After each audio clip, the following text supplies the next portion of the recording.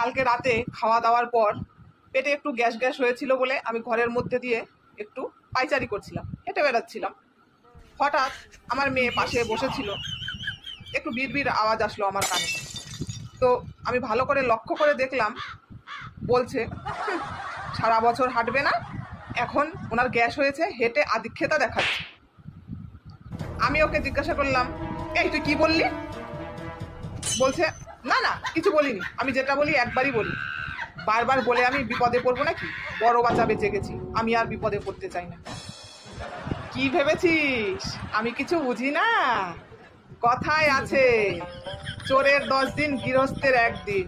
ঠিক আছে, যেদিন হাতে নাতে ধরবো তোকে সেদিন বুঝবি, সেদিন বলবি ছেড়ে দে মাকে দে বাঁচি। কথাটা এমনি তৈরি হয়নি, ছেড়ে দে মাকে দে বাঁচি, বুঝলি? সাবধানে বলিস, সাবধানে বিড়বিড় করিস, বুঝলি মেয়ে?